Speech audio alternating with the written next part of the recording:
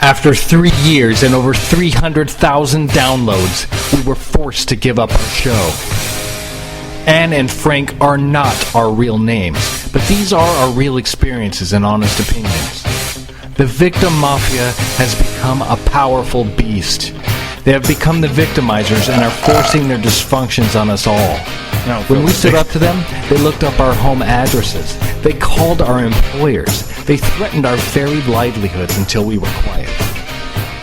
But instead of letting them win, we decided to continue the fight. As Anne and Frank, live from Ned's attic. Welcome everybody to the Anne and Frank show. Oh, Ned. Oh, you can't do the chat, can you? Because you're a sound effects guy. Yeah, I could. All right. Well, let's just explain what's happening, because I think this is going to be the worst show we've ever done. In fact, I'm willing to call this at any point. If it just gets uncomfortable or there's dead air, I don't do well with that. I get really nervous. I'm just going to run. Remember when Ashley Simpson was on Saturday Night Live? Oh, she did the cowboy dance at the end because she got caught? You might see me do like some cowboy dance and just run out of here. I personally feel this is a great exposure. Oh, you're thinking this in terms of like that cognitive behavioral therapy? Yeah, well, that's when you face your worst fear, right? Yeah, and your fear is dead air. It is. So it might be a good way to sort of be like, it's not as bad as I thought it would be. You become extremely uncomfortable and just kind of feel the anxiousness come about. What if it's worse than I thought it would be? How does that help? Well, at least you experienced it. That's true. All right, well, here's what's going on, people. We don't have anyone running the chat because Anne, who, oddly enough, this is kind of a funny story in a sad way, she's sick. She's got the rhea and the vomiting and the flu. Now, of course, we send our best wishes out to her. But she runs the chat. She organizes our show, so we know who, like, what people's names are and the phone call. She's out. She's actually just sleeping in her own filth right now. So it's just Ned and I. Ned cannot run the chat, so we do not have the chat today. Also, our guest, who was supposed to call in, hasn't called in yet. And Ned just informed me when he got here, everybody, that he is currently sick with the stomach flu and may be vomiting and diarrheaing at any point. Yeah, but, I'll deal with it. I'm not going to complain. So I think we'll try and do the show, even though like we've lost our guest and half our news stories, and 2/3 of us are diarrheaing. But in spirit, okay, no one feels sorry for you. Just get on with the show. All right, fine. Well, in spirit of D-Day, how awesome is that? It's D-Day anniversary, and it's also D-Day here because everyone has diarrhea. All right, well, let's just get to it because we still do a show. No one gives a shit, as you said. So I'm just going to go on and pretend like we're professionals and can pull through. Anyway, Anne, we're looking out for you. Hope you're doing well. Feel better. If you do have a chat question, you can they tweet you, Ned? Yeah, I could open my Twitter account. You can tweet Ned at Ned Meyer 79. That's NEDMEYER. This show sucks. 79. I'm leaving. I'm cowboy dancing right now. Okay, well, here's a couple things we want to talk about. There was an article, and we do have the author of said article scheduled to call in. He'll probably call in about 10 or 15 minutes, if I remember correctly. He found a very interesting transsexual man. This guy's been on CNN. You actually found the article, Ned. And he's been warning in the wake of all this Bruce Jenner becoming Caitlyn. Everyone's super happy. We all saw the Vanity Fair cover. She came out guns a-blazing. She looked very, very attractive. Of course, she was heavily photoshopped. I think Annie Leibovitz did the photo shoot. Is that correct? Yes, that's correct. For Vanity Fair. So it's a big way to come out. You know what I mean? Like, it's like, bam, look at me. The last we saw was the interview with Diane Sawyer, and bam. So everyone's like kind of elated. And even those of us like myself who've been accused of being a quote-unquote, are you going to throw up? No. Transphobe. I've been in a lot of arguments with transgenders. Even I was kind of finding myself very elated by this. This was a cool thing to see. Bruce, when he was still Bruce, really sort of got to me in that Diane Sawyer interview and really helped me evolve, if that's the word to use, my views on the life of being transgender. I found myself feeling very sorry for him, that he had to live this lie his entire life. And when I saw the Vanity Fair article, I was very, very happy for her. Now, there's this article that came out in the last 2 weeks. This is another gentleman who is transgender, who had the full sex change from man to woman, and got basically buyer's remorse, which is something that's not reported. It does happen, more than you would think. And he has come out, he was on CNN, and he has come out and said, whoa, Bruce is going to feel really good as Caitlyn for a little bit when the camera bulbs are flashing and everyone's applauding him, but it's not going to change things for him. He's still going to be sad. It won't provide as much relief or freedom or the elation he expected for a long period of time. It would just kind of be a high and low. It'll be a quick... Well, what they found is that still, 1 in 5... this one study found transgenders, the ones that go through the process or don't before they transgend, whatever the word is, commit suicide. It's a hard life. That's why everyone's like, hey, we should support Caitlyn, because the alternative is blowing your brains out. But what's interesting, and I found this out, was 1 in 5 still commit suicide after they have the gender reassignment surgery. So statistically, there isn't a difference. Now, they have not done great studies on this yet. They haven't done a thorough study in the way that I would like to see a study. But so far, preliminary studies, it shows there really is no difference. So this transgender guy, can you find his name out for me? I can't find the article. Do you mind? No. He he has an article, he has a whole website about this, and basically what he's saying is it's not going to change anything. And it got me thinking a little bit, because even though I've quote-unquote evolved on the transgender issue, it's important to note where I stand if you're listening to this show, because everyone thinks now I'm some super libtard that loves all transsexuals. It's not true. I don't understand them, okay? I'm just going to be really honest about it. I don't get it. I don't know if it's a mental illness. I don't know if it's a past life thing going on, crosswires. I don't know. I don't know enough about it. But I am open to all theories, and I'm open to all suggestions as to why you would be born feeling different than what you are.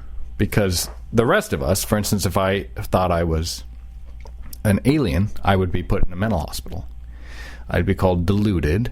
And if I argued, you don't understand, I feel different in my brain, well, they're going to put you in fucking Thorazine, put the fucking straitjacket on you, and lock you in a hospital. That's what you do when someone is delusional. His name's Walt Heyer. Walt Heyer. Okay, yeah. He's the transgender. Okay. Right. And he has a website. You can check it out. We'll talk to the author of the article about it. But if it is, and here's my thing I'm going to throw out there. If it is, in fact, a mental illness, right? It's not just you're born a certain way, like this magical thing, but you're crazy, right? Let's say they're fucking batshit crazy. Then it would make sense that going through the transition phase, the actual sex change, wouldn't change anything. What the hell is that? It's probably an advertisement from the website I'm on. So, again, I don't know how I feel about this. I don't know where it's coming from. But to me, these statistics show that it's possible that it is indeed a mental illness. And maybe it's not a mental illness born with cross-wired brains. Maybe it is, and what I think is highly likely, a post-traumatic mental illness. And what I mean by that is little transgender Johnny or Sally, when they were 5 or 6, had some sort of trauma, whether it's sexual abuse. This is also something Walt Heyer, the transgender, mentioned, that he was abused. And perhaps maybe through the trauma, much like how you develop multiple personality disorder if you've been traumatized, there's a whole litany of mental health illnesses when you've been traumatized. It would make sense to me that these children are traumatized, sexually or physically or whatever, and they go through this sort of mental illness transition where they feel like they're the opposite sex. And once they go through the process of having the gender reassignment surgery, they're still not dealing with that initial trauma. They're not in therapy talking about whatever happened, and that would seem to be why the stats don't change. That's what I'm thinking. Again, I'm not saying that is what happened. Let's be really clear. It is entirely possible that transgender is a thing, just like being born gay is a thing, or being born, being allergic to cheese is a thing. It's highly likely. I don't know. But if it is a mental illness and it is a post-traumatic experience... You're saying this is your opinion? This is my opinion. It is a mental illness to want to change from a man into a woman. What I'm saying is, if I told you, Ned, hey, I've found out I'm the center fielder for the Dodgers this morning. Okay. And you're like, no, you're not. And I'm like, yo, I'm a center fielder for the Dodgers. Okay. And then I kept trying to tell you, you don't understand. That's how I feel. Right. And now you have to get me a jersey that says I'm center fielder, or you're crazy and you're a francophobe. It's highly likely you would have me committed as my friend, or at least you'd call my wife and mother and say, he's gone fucking batshit crazy. He has no idea who he is. He's you don't deluded. think he has, like, what he claims to be, like, a female brain, if you will, in a man's body? No, what I'm saying is that's entirely possible. I don't know.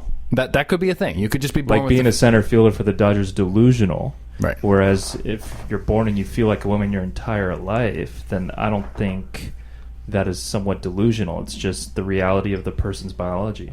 But again, if it's post-trauma, right? Let's say... you're...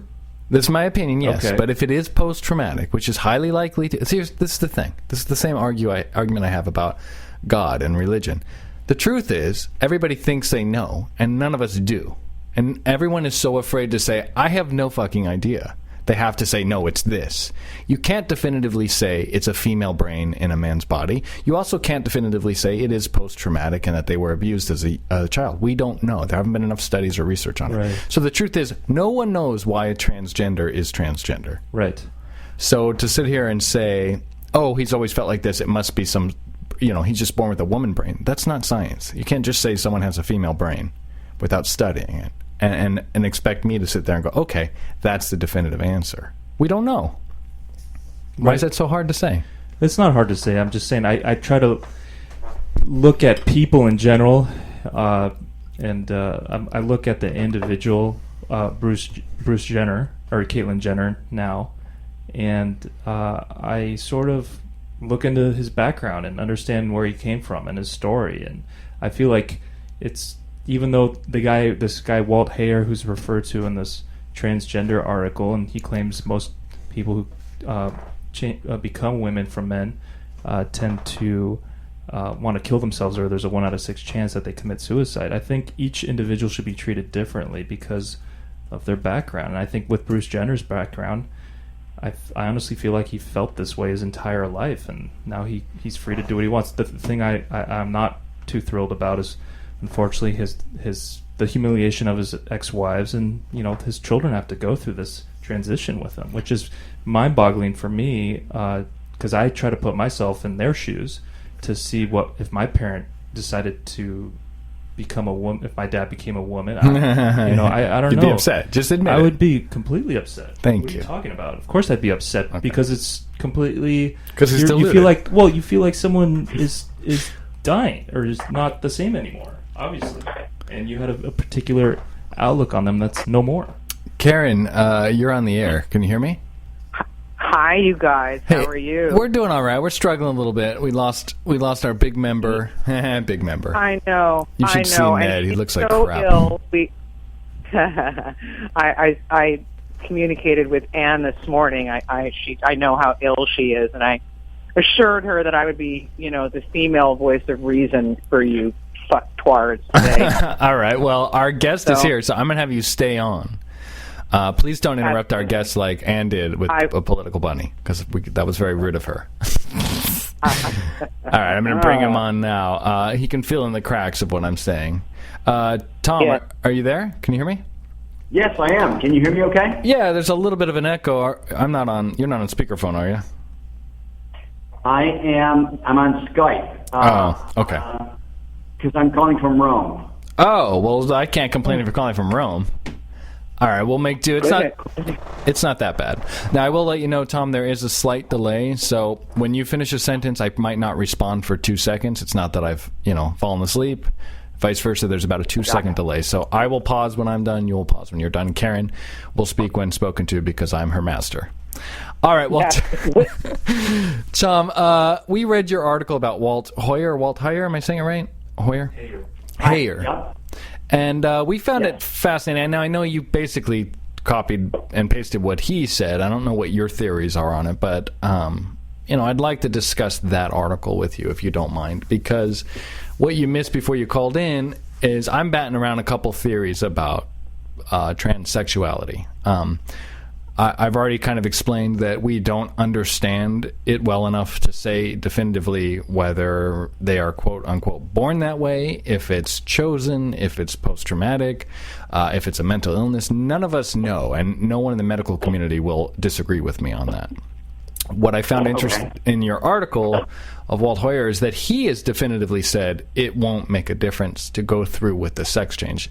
It's important to note he has now gone back to being male. So he's gone from a man to a woman, lived as a woman for I don't know how many years, but it's been 18 years. He's back as a man and married to a woman.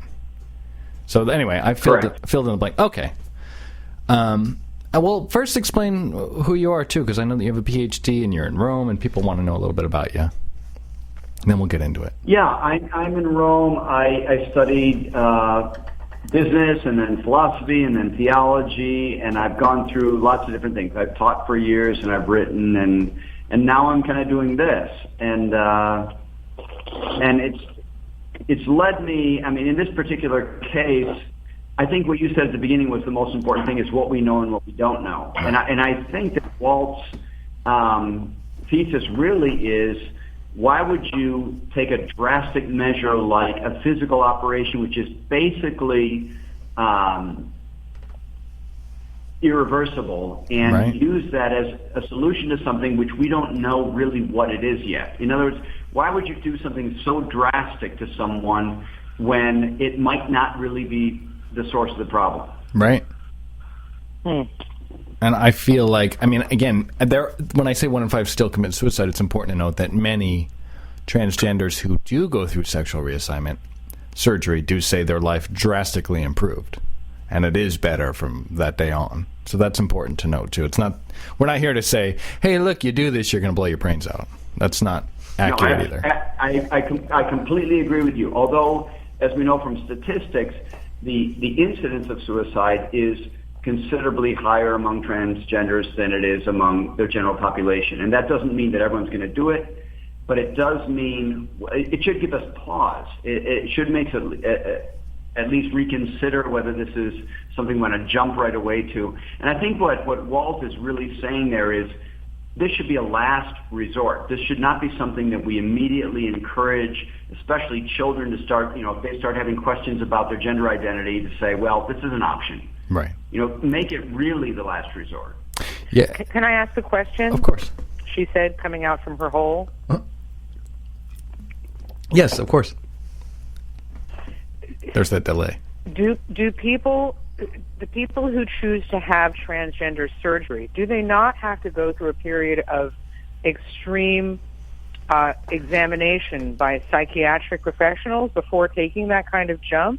And don't you think that kind of thing is addressed in that fashion?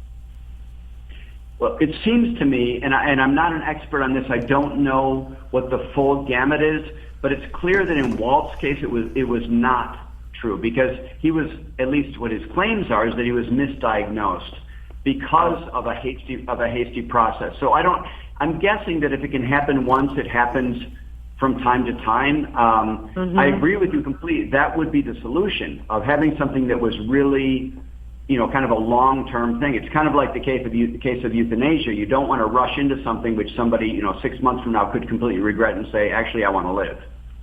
Right. Well, it was my understanding that you had to undergo, before anyone would be considered to be a candidate for transgender surgery, that you had to undergo a gamut of examinations by medical and psychiatric professionals. That is still true. That was my understanding. No, that is true. And I think it's a minimum of a year, if that is still the case. At least last I checked. Yes. But if he's saying he's misdiagnosed, Tom, then he's not transgender?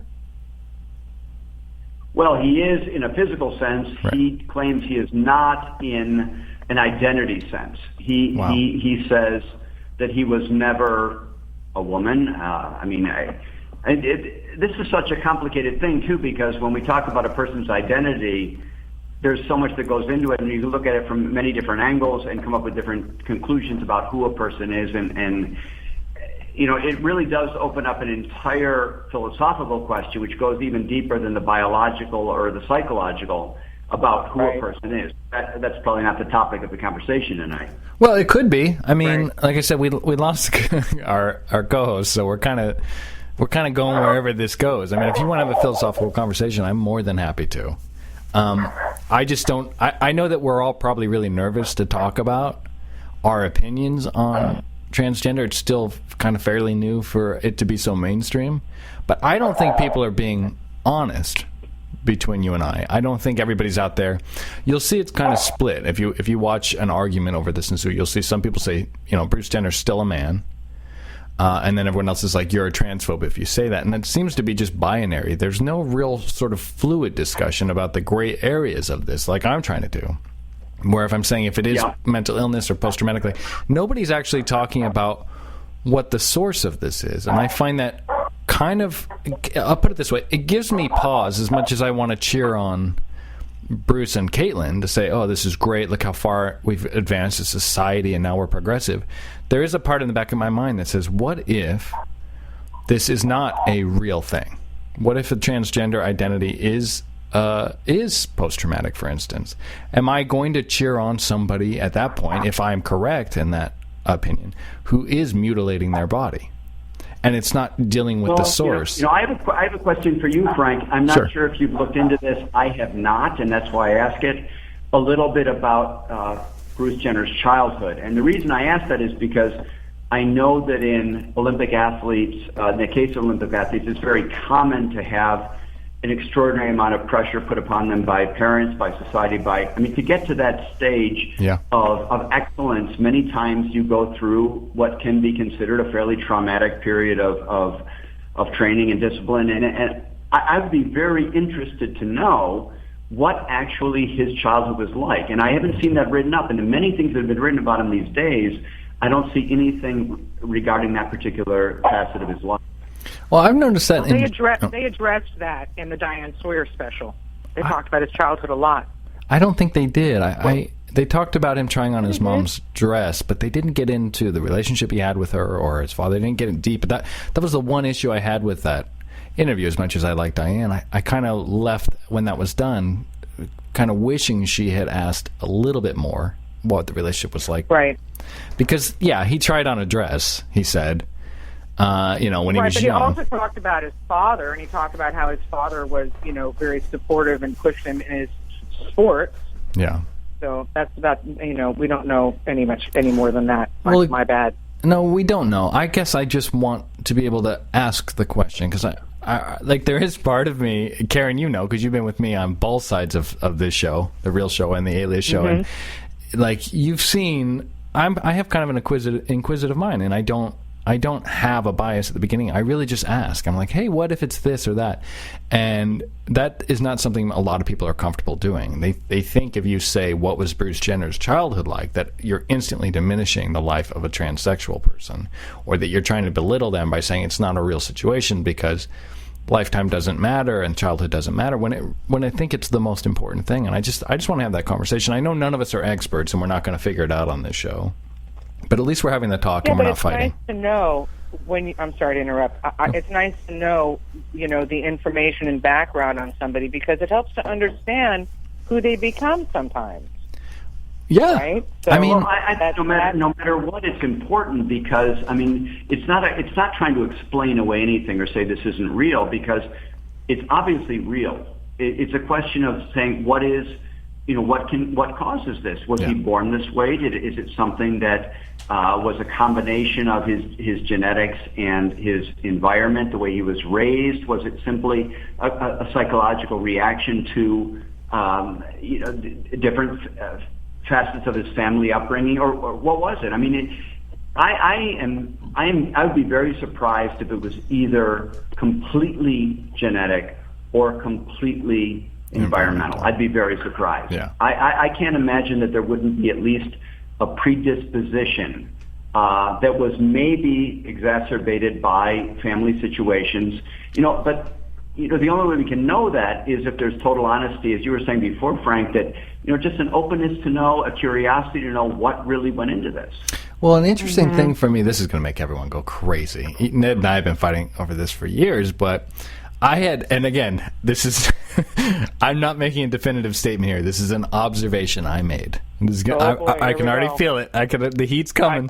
I felt it. I have many members of my family that are homosexual. We're not talking transsexual. We're talking just good old-fashioned meat and potatoes homosexuals. Many friends growing up. How odd. I grew up in Los Angeles, so you can imagine it was weird for me to find like a straight, normal person in this city. So I'd say a preponderance of evidence is probably within the 300 or 400 homosexuals I've met and talked to on a deep level. And I was telling this to Ned one day, privately. I have yet to meet a homosexual that does not come from an abusive or traumatic background. And I'm not saying that that's the cause for homosexuality. I'm not saying that. It's just an observation I made. Whenever you observe something to be true 100% of the time, you have to take note of it. And I've always been scared to say this. I did say this on the old show. I did get fired over this one, too, when my uncle called in. But if every single one of the person you talk to does come from an abusive background, that is something that's not so scary to say. And I have asked them privately. A lot of my gay friends know my feelings on this, and I have yet to meet one. In fact, a classic example, one of my favorite conversations I've ever had was with Ned. And I told him this, and he was like, no. Instantly got upset at me. And he went to his wife, and she's like, no, my best friend's gay. And she called him, and she's like, did you have a bad childhood? And you know what his response was? It's still my favorite story. What? He's like, no. When I was 7, I was forced to blow my older brother, and I loved it. And my response was, right on. yeah, Honey. but that's not a normal childhood. If you're forced to give someone in your family oral sex, don't make that face. You know you said it. Who is this? I don't want to give his name. Oh. He's a hairdresser, and I'm not joking. He's actually a hairdresser. But to me, that's traumatic. Right. That's Yeah, no, I molesting. The remember. nice thing is that doesn't limit it too much. What's that? The nice thing is that doesn't limit it too much. No one's going to be able to pinpoint his identity. Right, of Yeah, course. that's actually like saying he's white. Exactly. He's really into interior design, thing. and he loves the show Glee. So we can't find. No, but all joking aside, it's the same with transgender. It's also this is where now my guest is going to hate me. It's also something I've noticed with religious people. You are Catholic, yes? You're a theologian, Correct. a Catholic priest, or you were a priest and then you got married. Correct. Okay. That's correct. I wonder if someone who's religious, if they are religious because they grew up in a religious household. Now, this isn't trauma we're talking about, but this is environment. Were you raised in a religious household? Yeah, and I'm sure that has a huge amount to do with it. I mean, I can't imagine that I would have the religious faith I have today if I were raised in either a more agnostic family or in a Muslim family or whatever it might have been. I mean, I'm sure that environment has a huge amount to do with that. And why is that so scary for Of course it people does. to talk about? I mean, let's have a philosophical conversation. We're off the news now. Oh, God, I'm so excited. Okay, good. Well, then I'll ask you first, Karen. Why is it so hard for people to admit that environment affects them? Because are they afraid that diminishes their experience? What is the rejection to this? Somebody help me understand it, because I don't understand it. Karen, you're first. I think because it's not earned. I think if you just, do something because it's what you know to do, then it's somehow less valid. Is that what you're saying? Yeah, I mean, is it? I just don't understand. Well, no, it's not. But I think people think that because they feel that you have to earn a privilege. And maybe people feel that, religion is a privilege in some ways. I don't know. Well, Tom, let me ask you. I mean, work. you answered very honestly, which I loved. You were instantly saying, yes, I'm sure environment affected it. I know that if I asked other religious people that I might not get that response. Might even be called a heretic. But Well, I mean, we know that all across the spectrum, from total atheists to the most pious people in the world, you're going to get honest people and dishonest people, right? So Right. I think that's not a question that's directly related to one's religious beliefs. Right. If we go back to the homosexual question and whether that's the effects of environment on that, I think that there might be somewhat of a fear that it be taken lightly. In other words, if you can say, well, this is genetic and I'm born this way, I didn't choose this, you can't judge me, it becomes closer to the question of race or other civil rights questions, and it's much easier to say, you should not judge my situation because that is simply who I am by birth, rather than a question of my environment, how I react to that. And I think that they see that as shoring up their position vis-a-vis other civil rights questions. At least that's been my experience. I don't know that that's universally the case, but it seems to be a factor. I mean, this show just got agree with really that. good. I'm just saying this show's getting really good.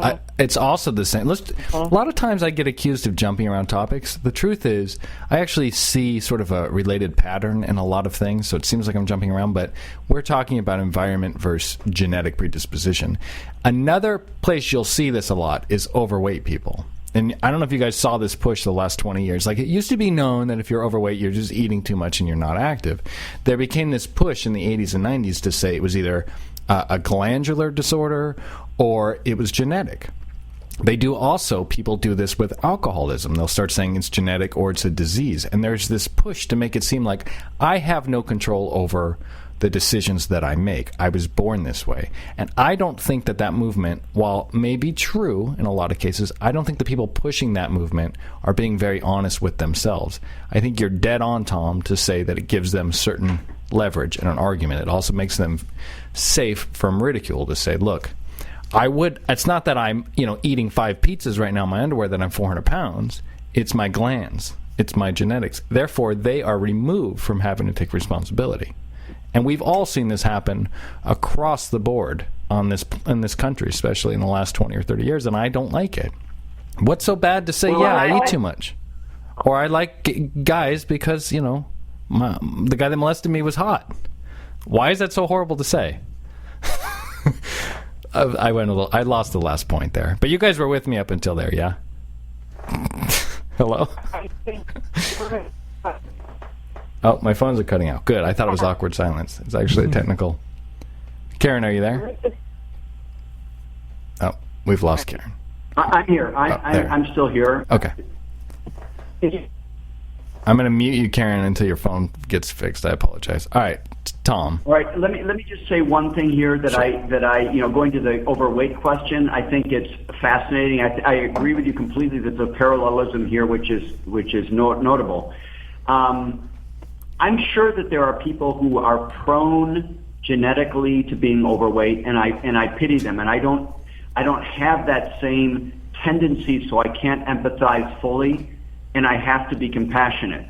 At the same time, no one gets to be 400 pounds without eating a lot. Right. And that's simply a biological fact that you don't. And I agree that it might be harder for someone else, first of all, to resist eating that much, and secondly, that they might retain a lot more of those calories than I would, because I might just more naturally by metabolism burn them off. But in the end, there is a correlation between what one eats and what one weighs. And that's just biological fact. And people who don't eat don't gain weight. People who don't eat lose weight. Yeah. And so you start from there and you say, all right, so how much can I eat in order to be the weight that I think I should be? And that's, and I do pity people that have, it's such a discipline that it seems almost impossible, but it is a biological fact that is the conclusion. Here's the thing people don't talk about enough. Okay. The question is always, is it environment or is it genetic? And it's, again, we're very binary as people. So it's like, are you born gay or are you made gay? Are you born fat or you made fat? What people don't talk enough about, which you are, I'm picking up on your intellect here, Tom, was kind of what I want to talk about, is that it's actually a little bit of both. There is a genetic predisposition. For instance, I am more predisposed to maybe holding on fat more in my body. But if I didn't eat as much, I would be thin. So you may be predisposed to being a homosexual. Now, we know in the animal kingdom, there are homosexual animals. That does happen. Of course, I think an animal will fuck a banana peel if it's bored enough. But what they've found when they started cross-referencing is about 30% of, this is the latest genetic study I found from my friend who's a neuropsychologist doctor, about 30% of homosexuals are genetically predisposed to being homosexual. They do have a gay gene, quote unquote, but it doesn't mean that they're going to be born gay. So you have a predisposition, you have a certain makeup that you inherit, and then environment comes in. And it's very similar to like baking. You got a bowl, you got the ingredients, you got the baking powder here and the flour. Depending on when you add water, temperature, and what machines you're using in heat, you'll get a different result. And it's not a question of either or, it's a question of both. And that's something a lot of people don't understand. Okay, so you were going to make that point, and I made it for you. Absolutely. I actually spent a lot of time We're educating in my people high today. school years, living in a town on the East Coast that's actually the most well known for having the most lesbians per capita. Okay, and this was the 1980s. Probably a good so, and I softball was, team there, you know, I'm 15, guessing. 16, 17 years old, and it was really not unusual for there to be two lesbians raising a family. Right? Right. It's happening then. Now it's happening even more, like around the country. You know, but a lot of these kids, right? The kids of these two lesbians who may or may not be the biological child of either one of them, right? Right. They may have the biological. They also have the environmental. A lot of these kids are hetero. Right. So it's a toss-up. Well, It can be both. it can be both. It can be neither.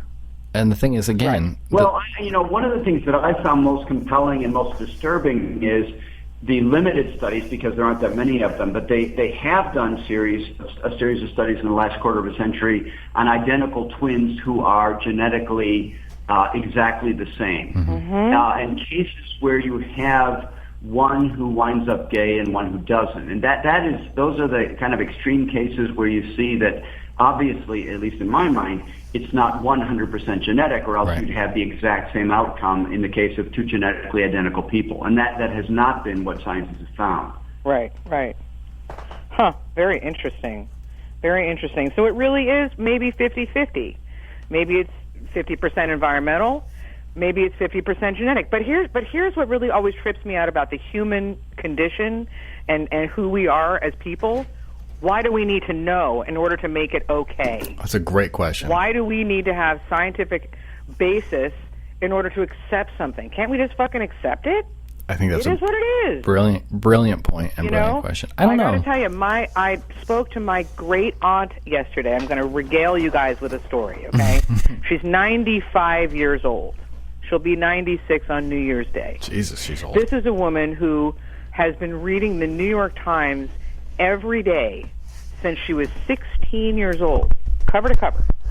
Okay? She's a brilliant woman. And I said to her yesterday, so do you still read the paper every day? Oh, yes, I do, she said. I said, well, do you still find that there's things that are pertinent to your life that you find interesting? And she said, oh, yes, there was an editorial today about transgenders in the military, she said. And, and I said to her, I thought, wow, here's an opportunity to really pick her brain, right? And I said, so what do you think? She goes, oh, it's all right with me. They never bothered me. It's fine. Yeah. And I thought, if we all just had this fucking attitude, we'd be a much better society. I think it's a brilliant point. For me, I can answer because I am one of those people that needs to know. Even when I don't know, I still have to point out that I don't know, but it's not because I'm not intelligent, it's because I haven't figured it out yet. I like knowing what I'm dealing with. I like knowing where a person's coming from. I like knowing the truth of somebody's character. I feel unsafe if I'm around people that I don't know what to take from them. If they are potentially dangerous, if they're potentially my new best friend, I want to know. I want to break it down and see it as soon as possible. Maybe that's a psychological issue. You want the agenda, and I get it because you and I share a lot in common. Yeah. But it's the agenda stuff. Yeah, maybe. Like we have to kind of second guess the agenda. Well, how much can we get into here, Karen? What do you mean? Well, I mean, why? I don't want to blow your cover. How much do you want to get into here is the question. Well, I mean, we're confusing people a little bit. Let's just say, so Tom, Karen and I both have a unique experience growing up where we are, I don't even know how to explain it. We sound like serial killers. Yeah, I know. People wanted to be friends with us because of people we were related to. Right. Yeah. So maybe. And we kind of grew up, Sharpening having that to still. second guess somebody's intentions, I guess, is a good way of putting it. Well, let me ask you, Tom, because that's I environment. understand, yeah. Do you have the same experience? Like, you have a PhD, you're an academic. Obviously, part of you feels similar to me, where you kind of want to know the truth. Like, you're searching for some great truth, are you not? That was for Tom. Yes and no. I just two quick comments. I agree with everything both of you have just said, and Sorry, I we're think very that disorganized on the today. one hand, and I was thinking of it more personally than in terms of looking at other people. We all wonder about ourselves, how much of my actions, we have our genetics and we have our own histories and our environments and our families and our upbringing, how much of that, and in the end, we say to ourselves, I think we should, at least if we're honest, in the end, I'm responsible. I'm still a free person, and my choices, I can't blame them either on my genetics or my upbringing. In the end, I'm choosing. Yeah. And I think that's a healthy way, first of all, to live our own lives, and secondly, to look at other people and say, all right, well, people have limitations, people have their conditionings, they have their genetics, they have their upbringing, but in the end, people are, I think it's important to uphold the fact that we are free, and we do make our choice, and we're responsible for them, and so we answer for them. And that, I think as a society, it's very important, because I think the trend these days is to write off everything as caused either by genetics or by environment, and in the end, we forget the very important factor of people simply making choices, good choices, bad choices, indifferent choices, but they're ours, and we should own them and not try to pass them off as being the result of either, well, I'm born this way or I was raised this way, but simply I have chosen to be this way. And that's okay. Right on. Damn, there's some fucking smart people on this show. Look at that. Yeah, it is about responsibility. I think that my point in saying, why do we have to have a reason why is precisely what you're speaking to. Why can't we just take damn responsibility for it and not try to make excuses? Oh, well, I was born this way, or, come on, own it and make it yours. If we're ashamed of it, fine. If you're ashamed of something you've done and you want to pass it off, it seems to me kind of a cop-out, honestly. I've done plenty of bad things in my life, and I'd love to be able to say, well, that was my genes or that was my upbringing. No, I make bad choices, and in the end, you have to kind of step up. You have to, forgive the expression, you have to man up, and you have to say, all right, I fucked up here, and I'm sorry, or I'm not sorry, but I did. But it was me acting, and it wasn't somebody else. It wasn't my genes, and it wasn't my parents. It was just me. God, could you guys imagine a planet, even let's just say 10% of people did this, just 10, if I get 5% of people were responsible for the choices they made, and they checked themselves first before going out in the real world. Could you imagine how much better we would all get along? I sound like John Lennon here, like I'm, singing some hippie Planet song. accountability. But it's when I started radio. I guess now it's been 5 years. I remember my first ever show when I filled in was, I didn't prepare it, much like today, and I was all alone. It was terrifying. It was an hour on AM. And I found out about it an hour before I went on that I was even doing the show. So it wasn't like I didn't prepare because I was lazy. I didn't prepare. I didn't have time. And I launched into this sermon about personal responsibility. It's something that I had noticed nobody taking anymore. In fact, I've seen a push even in the parenting sphere to pass it on to your kids, that your kids should not take responsibility, and that to take responsibility for your actions was seen as, I don't know if it's a weakness or crazy, it just wasn't important. It wasn't a value being instilled any longer. Now it was about, how do you feel? What is the world from your perspective, and how can you get everybody else and convince them to know that your feelings are more important than what's happening, which I find terrifying. And I did this whole sermon on we got to take personal responsibility, blah, blah, blah. And here we are again 5 years later, and that's coming up in this conversation. And I think it's hugely important. I think all the discussions we have about religion and politics and abortion and Bruce or Caitlin or whatever, I think the thing underneath it that we really all should be focusing on is, why are so few of us even willing to take responsibility for the choices we made? Why is it such a select few of us that are even willing to do that? Why don't other people consider that important? The weird thing is that we look at that as constricting and restraining. And I think it's immensely freeing to be able to just say, I did what I did and it was good or it was bad, but that was me acting.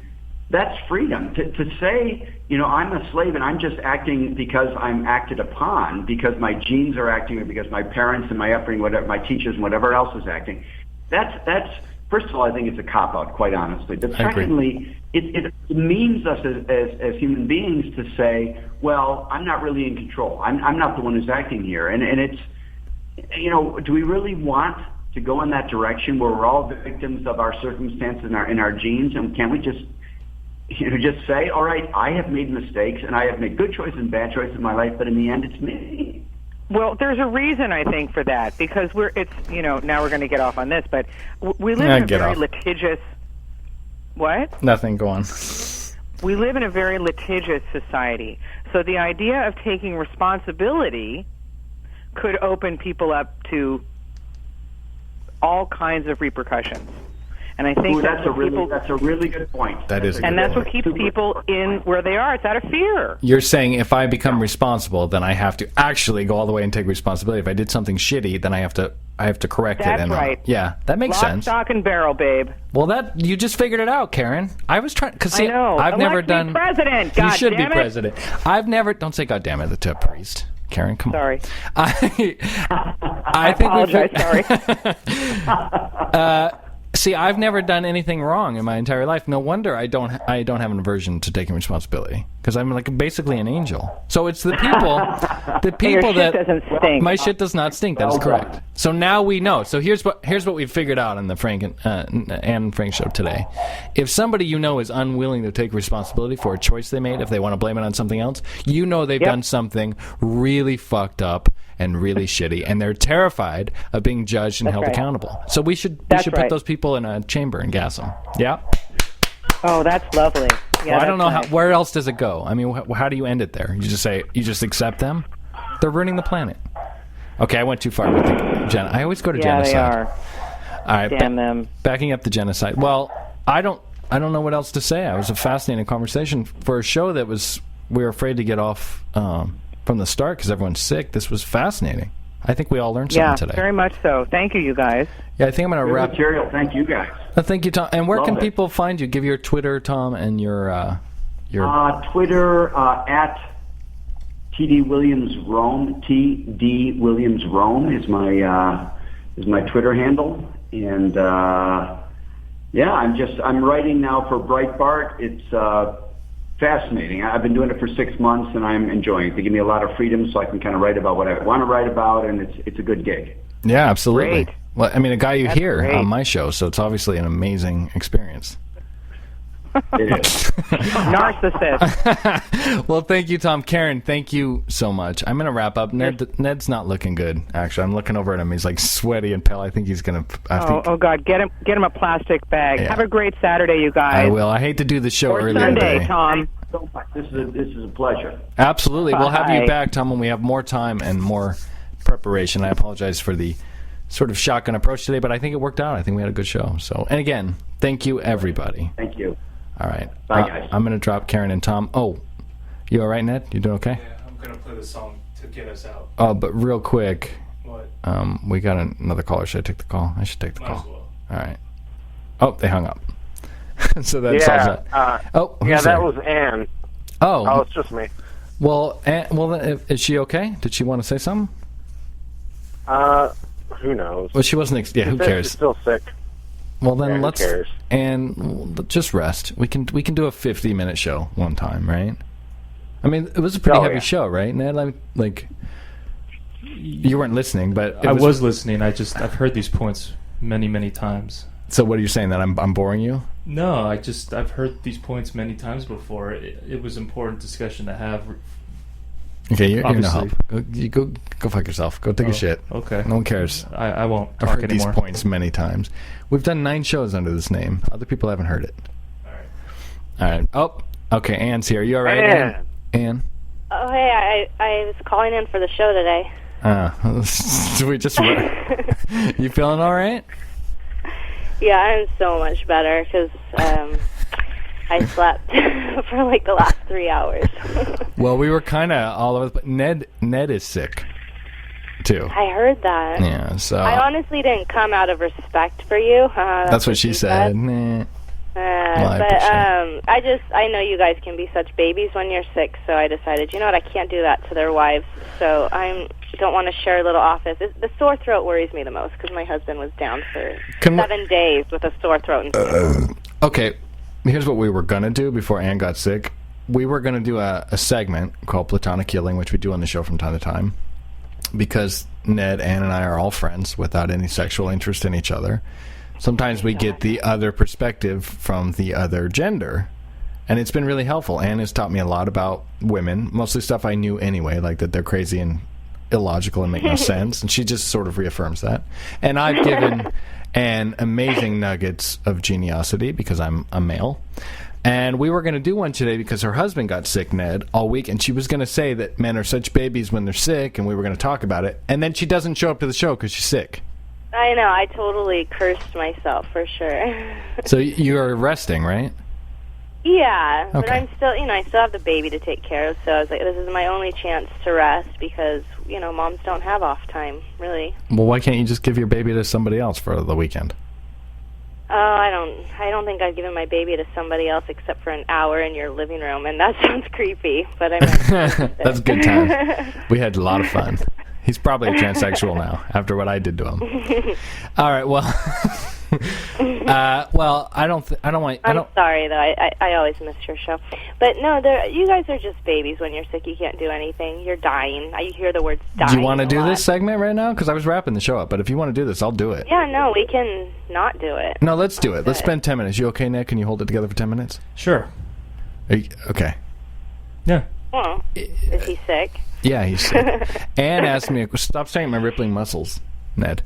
Anne thinks men are babies when they're sick. She was asking me all week, like, because her husband got sick, and he wanted to sleep. And I was trying to tell her, here's my theory, because she asked me, why are men such babies when they have a cold? And I told her, men are like, we're like Ferraris. We're a powerful machine. We don't just sit and make sandwiches all day and like watch babies. We do shit. We build shit like societies and inventions and shit. So when we're sick, it's like, we build humans. I mean, yeah. Whatever. Still not as cool. And when men get sick, they need to rest, because if men didn't go to work, the whole world would fall apart. Right. Because we do everything, and we invent everything, and we create everything. We're all the greatest artists, writers. Wars would end too if you guys would just. Yeah, see, exactly. Nothing would get done. So simple. So I told her, because you don't do anything for you to have a. She's like, when I have a cold, I don't stop. I just work through it. And it's like, well, you don't do anything to get run down. Like, we get run down. So that's why men are babies. You've obviously never heard of the adrenal system that all mothers have complete failure in because. Is that your logic center of your brain? The adrenal? No, it's actually our hormone releasing center. That's why men are babies. That's my answer. Because we do more, and we're more responsible, and we're more effective on society, and we need to rest. Like, when a racehorse breaks its leg, you shoot it, right? Yeah. And same thing. So let's shoot you guys when you... Or just let us sleep. We should shoot you guys. Let us sleep. You can still eat your fucking bonbons and watch Maury Povich all day with your kids in a playpen. Nothing's going to stop. I mean, I showed up here sick. Somebody didn't. Yeah, see right there. Like 2 men in here. And I put up with it. I told you. I knew this was a curse. But I did it out of, like I said, respect for your wives, because I knew if I gave you this flu in this small room, that, I mean, they'd be punished for the next week. That is true. My wife told me this morning that, because I told her you were sick, and she said if either of them get you sick, you have to leave the house. You have to sleep somewhere else, because I can't get sick. I kicked mine into the RV, and he acted like that was so mean, like I'm kicking him out of the house. I'm like, you don't understand. You get an air-conditioned. I quarantined him because I was sick of it. And I said, you get your own, like, king, queen size, whatever it is, size bed in there. It has a fridge, has a toilet, has air conditioning, television, and no children or wife bothering you. Like, how is that not heaven? Yeah, now I want to get sick at your house. Yeah, like, I don't want to see the complaining. I don't want to hear the complaining. I'm an adult. I don't make anyone take care of me, and I don't whine to anybody. But I do take care of myself. So if I'm sick, I will sleep. Ned, she's not being totally honest. Her theory as why women handle colds better is because they have their periods, and they're used to being in constant discomfort. Oh, no, I'm not lying. We have better pain tolerance and sick tolerance because every month we are sick. And I'm not kidding. Like, it goes from mood swings to physical pain to actual diarrhea to nausea to all this every single month. Bullshit. That's such a lie. You just wait. You're going to have a vagina child soon, Mr. Yeah, but speaking of vagina child, I went with my wife to the doctor where other pregnant women were, and there was this woman who was so fearful of one goddamn needle that she flipped out. She was crying. She was screaming. The doctor said, you have to have this shot, or it was to take her blood. She was just getting her blood taken. She flipped out. So there's exceptions to every rule. oh, okay. So don't say all, please. Just be like just say most. Like most would be more accurate if you're going to make a statement like that.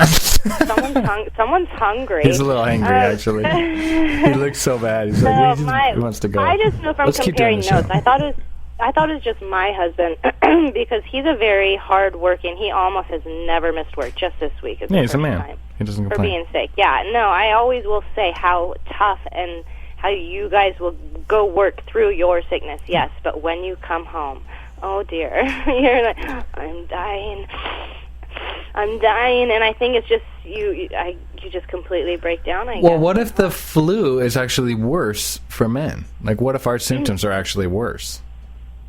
Yeah, I mean, I guess like a lower functioning human, it can damage you. Or no, like I said, a racehorse breaks its leg, and you have to shoot it. You know what I mean? Like, well, so why don't we shoot you guys? Because that's how I feel. When every time they say I'm dying, I just want to be like, well, let's call somebody. Well, when I get sick, now. I don't think I'm a baby, but I am really sick because if I have a runny nose or a cold or something that other people might call in sick for work, I will work through it. But if I'm sick, and I mean like unable to move, in a lot of pain, then I'm going to rest. And I don't give a shit what anyone says. You call me a baby, you can fire me from my job. I know when I can't function at a high level because I'm a man and I have to function at a high level because I'm a higher level being. It's just your husband. It's just your husband. Really? You're not a baby? No, he doesn't take care of himself. I hear this from women all over the place. I've heard this for years from everyone. When they come home, they're babies? That when men get a cold, they're babies. I've heard this from every woman I've ever talked about. I've heard it from my friends. I thought it was just me. I swear. It's just not like just through polling my wife friends. It's like, oh yeah, mine too. I'm like, really? Like I was shocked at first. When your wife gets sick, Ned, you take care of her, right? Yeah. You get her what she wants. Right. And I let her rest. Yeah, see? That's what I do when my wife gets sick. Right. But when men get sick, because women, this is the other theory I have, since women are such nags and nothing you do is ever fucking good enough for them because they're really fucking crazy, then if you just say I don't feel well, they think you're complaining because they're not taking care of you. If they were going out and getting shit and letting you sleep like we do for them, do you want another water, baby? You okay? You want a Tylenol? That's how I am, right? That's how you are? That doesn't happen here, just so you know. But, well, your husband's a douche. I could be bleeding out my eyeballs. Isn't that a quote from Ferris Bueller? But seriously. Well, all I'm saying is men are better in every way. So I'm glad we cleared that up. I'm sorry you don't feel well. You should go back and rest. And I am. Well, you know what? I might actually come hang out with you guys and give you this so you can see what big baby you are. That's actually the way to test this. I just need him to take care of himself. You can't complain if you don't take care of yourself. I have to force him to do things. That's a good like point. Drink this. How about you stop drinking beer at night if you're going to be dying from this dry throat? You know, alcohol might be bad for that. Last time I got a cold, I was out really patronizing. Smoking. Why would you do that? Yeah. Anne does have a good point here about. I will give her this point that we are kind of stupid and stubborn about shit because I'll smoke and I'll eat bad shit. I'll drink, and then I'll start feeling sick, and then I'll complain about it. Like to my wife, I'll be like, "Oh, I don't feel good," and she'll be like, "Well, stop smoking. Right. You know, stop doing this. Go lie down." And I'll be like, "No, I'll be fine." And then go 6-pack of beer, and then you feel like shit again. Yeah, and then I go to her. I'm like, "Oh, I don't feel good, baby," and then it's like it's hard for her to have sympathy. I get that point. I'll give you that one, Anne. We're still better than you. Thank you. All right, let's wrap it up because everyone's sick. I do apologize if this is the first time you've listened to the show, although I do think it was a good show. I'm not beating myself up. It was a little less organized than we normally are because Anne is our rock and our backbone, and she wasn't here, and it's always difficult. Even though, again, it was a great show. I'm going to tweet this out. I'm very proud of it. It's not really what we normally do. Normally we go through news stories and we're a little bit more organized. This was off the cuff. Oh, I did my theory on homosexuals you missed, Anne. What's your theory? Well, it's not a theory, but I just noted that every homosexual I've ever met comes from a traumatic background. So prepare for that one. It's going to get out there. I know a few friends that have not come from a traumatic background. Can you have them call in? Who? Name one. His name's Alex. He lived a block away from me. Maybe he's one of the 30%. Like homosexual penguins. Then how do you write off the whole mammals that that there's gay mammals in every single species but ours? That's a good point. You know what I mean? Like no one has raped a cow on the farm that likes to go that you know of. Cows. Well, again. Okay, right. It depends if it's your farm or not, but you'd be raping the cows. You guys make a good point. Yes, 30%, according to Katie, our doctor, are born gay. 30% of every homosexual, 30% of them are just born that way. The other 70%, it's post-traumatic. Our friend Adam has not had a traumatic life. He wants to make sure you know that. And have him call in. I want to interview him. I bet I have him crying on the couch in 10 minutes. Oh, my gosh. All right. On the couch if he has to be on one with you. Casting couch. All right, let's get out of here. Everyone's feeling sick. And promise me you're going to rest the rest of the day, because I need you back next week. I will. My husband's off work, and he'll be home with the boys soon. He took the boys. Nice. And quit. See, it is her. It's fucking her, Ned. You heard that? Of course. You fucking heard that. When we planned this show, all three of us are on a conference call. We hear that 10 times, and she blames you and I. Are you on a phone, Ned? No. I'm not on a phone. I got a microphone. Ann, what are you calling? Are you on a phone? I'm on my cordless That's phone, what not I my thought. cell phone. Quit mashing your fat cheeks into the buttons. I just have chubby cheeks all the time. All right, well, feel better. Let's get the fuck out of here. All right, thank you, everybody. Let me try and end. Oh, you want to play a song out? Oh. Thank you, everybody. Ladies What's and this gentlemen, welcome I like this to the like this one? very All right, let's first play it. underground podcast. And Frank. It's the and Frank. And Frank show. Frank should be first. And Frank. It really should be Frank and. But Ann and Frank's funnier.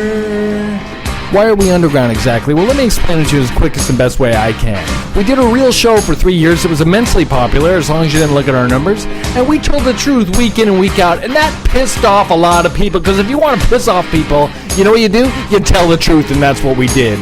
But we were forced into hiding, because we were threatened to lose our jobs. We were threatened with CPS. We were even shown our home addresses by these fat sons of bitches that didn't like the fact that we told the truth, and they wanted to kill us. So we're in hiding now.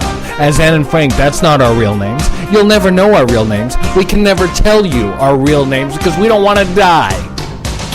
So join us every Saturday as we sit here and tell you the truth. We don't read headlines and go, oh, this happened. This fits my stupid agenda. We fucking research it. Who does that anymore? Nobody. And that's why we piss people off, because we tell the goddamn truth and we're going to do it again and again. It's the Ann and Frank show, and it should be Frank and Ann, because I'm really Frank and the host. And Ann rarely ever talks because I don't like other people to overshine me, because I'm a narcissist. Ann and Frank show. That is pretty damn good, I'm not going to lie. And I admitted I'm a narcissist. See, I took personal responsibility for it. All right, thank you, everybody. Good night.